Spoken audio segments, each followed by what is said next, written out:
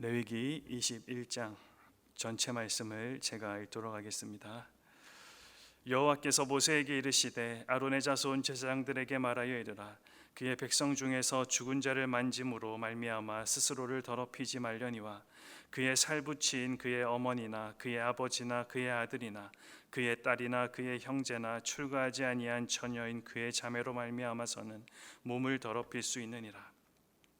제사장은 그의 백성의 어른인즉 자신을 더럽혀 속되게 하지 말지니라.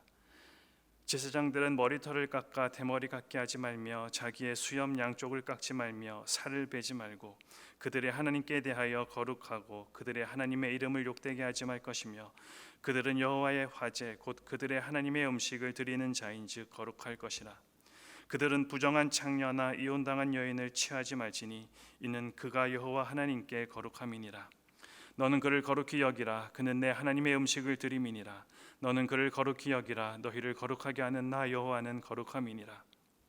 어떤 제사장의 딸이든지 행음하여 자신을 속되게 하면 그의 아버지를 속되게 함이니 그를 불사를 지니라.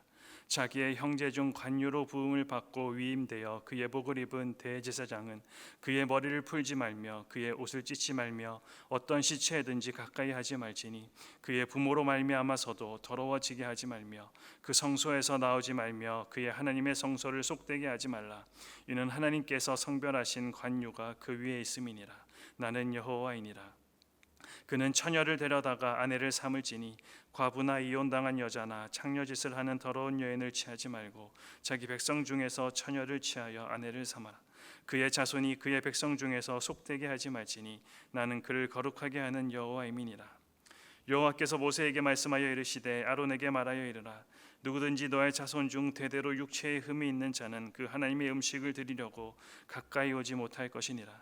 누구든지 흠이 있는 자는 가까이 하지 못할지니 곧 맹인이나 다리 저는 자나 코가 불완전한 자나 지체가 더한 자나 발 부러진 자나 손 부러진 자나 등 굽은 자나 키 못 자란 자나 눈에 백막이 있는 자나 습진이나 버짐이 있는 자나 고한 상한 자나 제사장 아론의 자손 중에 흠이 있는 자는 나와 여호와께 화제를 드리지 못할지니 그는 흠이 있은즉 나와서 그의 하나님께 음식을 드리지 못하느니라.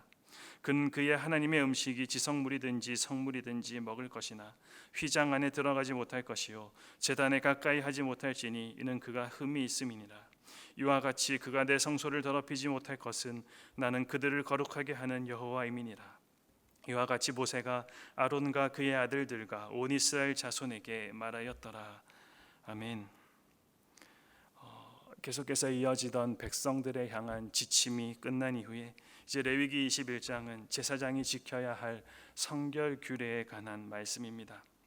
구조적으로는 성물에 대해 다루고 있는 22장과 짝을 이루고 있는 말씀이기도 합니다.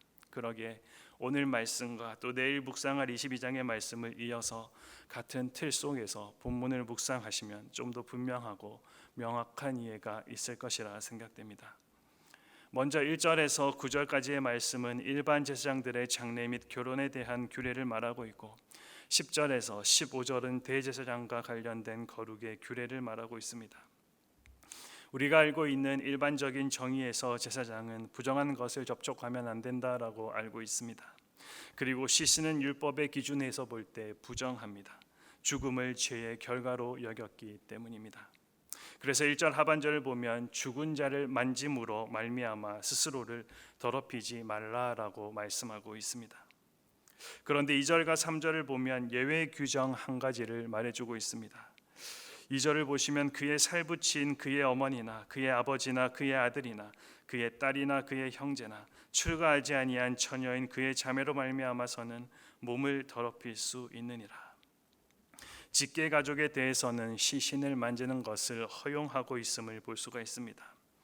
무슨 말입니까? 인간으로 겪을 수 있는 가장 큰 고통이라 할 수 있는 직계 가족의 장례만큼은 제사장의 신분임에도 불구하고 함께 슬퍼하고 함께 장례를 치를 수 있다라는 말입니다.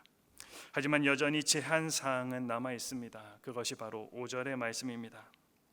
정통적인 해석은 머리를 밀거나 수염을 깎거나 상처를 내는 것이 이교도의 풍습이기에 이교도의 행동을 하지 말라라는 것으로 해석합니다. 그러나 이 모든 것은 당시 고대 근동 사회에서 극심한 슬픔을 표출하는 방법이기도 했기에 그 슬픔이 주는 낭만과 절망에 빠지지 않아야 함을 강조하는 것으로 해석해도 맞다 여겨집니다. 무슨 이야기냐 하면 슬픔과 좌절의 상황 가운데서도 제사장이라는 신분을 기억하라라는 말입니다. 그래서 6절과 8절에서 이런 말씀을 해주고 있습니다. 먼저 6절에 그들의 하나님께 대하여 거룩하고 그들의 하나님의 이름을 욕되게 하지 말 것이며 그들은 여호와의 화제 곧 그들의 하나님의 음식을 드리는 자인즉 거룩할 것이라. 그리고 8절에 너는 그를 거룩히 여기라. 그는 내 하나님의 음식을 드림이니라. 너는 그를 거룩히 여기라. 너희를 거룩하게 하는 나 여호와는 거룩함이니라. 거룩하신 하나님 앞에 서야 하는 이들이었기에 하나님은 거룩의 모습을 잊지 말라라고 말씀해 주십니다.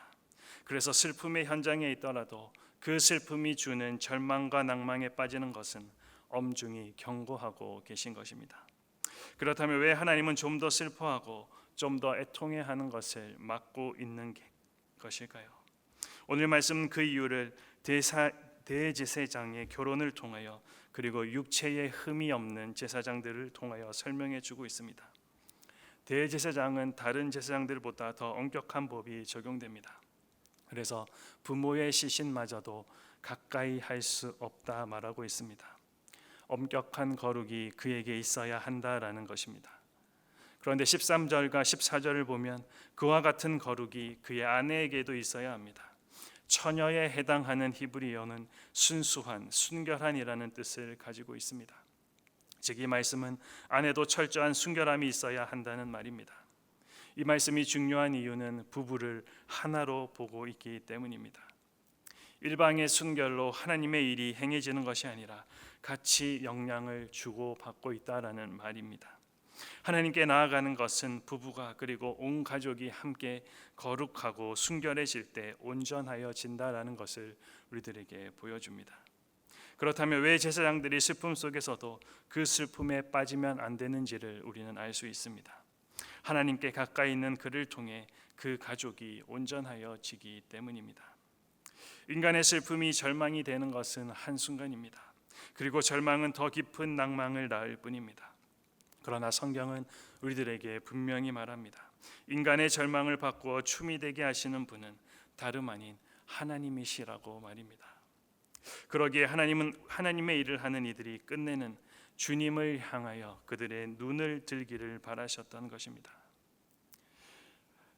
제사장의 거룩이 곧 그와 함께하는 공동체, 특별히 오늘 본문에서는 가족을 살리는 위대한 힘을 가지고 있기 때문입니다.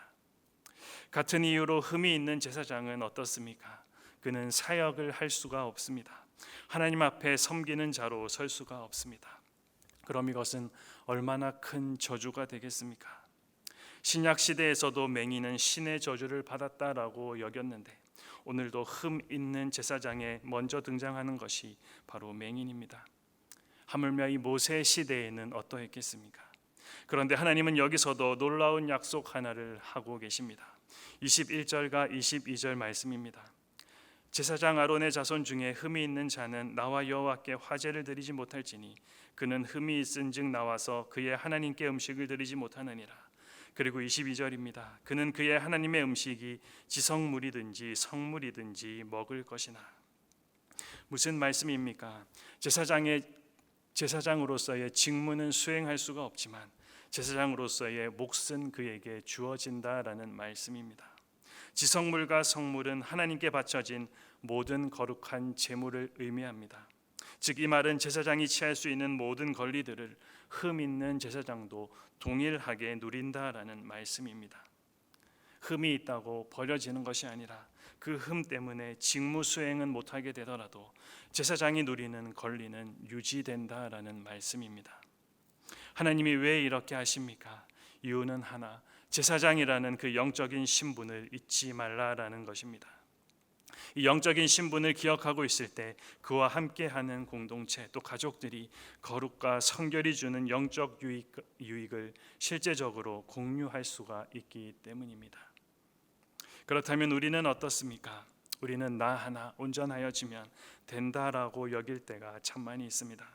그래서 함께 영향받고 있다고는 잘 생각하지 못합니다. 그렇다면 우리는 오늘 말씀을 한번 주의 깊게 보아야 합니다. 오늘 말씀을 뒤집어서 다시 적용해 보면 내가 있는 가정에서 또 공동체에서 영적인 은혜를 누리지 못하고 있는 것은 내가 아닌 다른 가족 구성 안에 영적인 나약함이 보이고 있다면 그것은 결국 나의 모습이라는 말로 해석되기도 하기 때문입니다. 같이 성장하고 같이 영적인 유익을 공유하는 영적인 한 몸이 바로 우리가 누리고 있는 가족이고 공동체임을 우리는 잊지 말아야 합니다. 혼자가 아닌 함께 거룩하여지고 함께 순결해지는 것이 바로 하나님께서 그분의 자녀들에게 원하시는 삶의 모습인 것입니다. 그리고 또 하나 잊지 말아야 할 사실은 혹여나 영적인 고갈 상황 가운데 있다 하더라도 하나님의 자녀됨의 은혜는 계속적으로 부어지고 있다라는 것입니다. 그 부어지는 은혜로 인해 나와 가족 그리고 우리의 공동체는 영적 제사장으로서의 권세를 누릴 수 있다라는 말입니다. 그렇다면 사도행전 16장 31절 바울의 외침 주 예수를 믿으라 그리하면 너와 내 집이 구원을 받으리라 오늘 우리와 우리의 가정 우리의 공동체에도 넘쳐나야 하지 않겠습니까? 과거 이스라엘 백성들과 하나님을 연결해 준 역할을 한 사람들이 제사장과 대제사장이었다고 한다면 우리 역시 부족함은 많지만 하나님께서 택하신 족속이요 왕 같은 제사장들이요 거룩한 나라요 그 소유가 된 백성이라 불러주셨기에 그 위치에서 바로 주님과 세상의 작은 통로의 역할을 하며 우리는 오늘도 살아가고 있습니다. 그리고 그 위치는 본문의 대제사장이 요구한 것처럼 엄격한 성결을 요구하는 자리이고 한 사람의 영혼을 구할 수 있는 매우 중요한 자리이기에 무엇보다도 우리에게 필요로 하는 것은 거룩입니다. 왜냐하면 그 사람의 영적인 파워는 거룩에서 나오기 때문이고 레위기가 우리에게 들려주고 싶은 이야기 또한 바로 거룩이기 때문입니다. 반복되는 레위기의 거룩의 요청이 거북하게 들리십니까? 그렇다면 우리는 우리의 모습을 잘 돌아봐야 하겠습니다. 오직 거룩만이 살 길입니다. 마지막 날 오직 거룩한 백성만이 거룩 구별될 것입니다. 오늘 우리가 놓인 삶의 자리와 위치가 얼마나 중요한 곳인지를 얼마나 중요한 자리인지를 잊지 마시고 주어진 하루 제사장으로서 누려야 하고 또 누릴 수 있는 이 위대한 거룩과 순결의 힘을 마음껏 경험하는 매사 매 순간이 되시기를 소망합니다. 아까 우리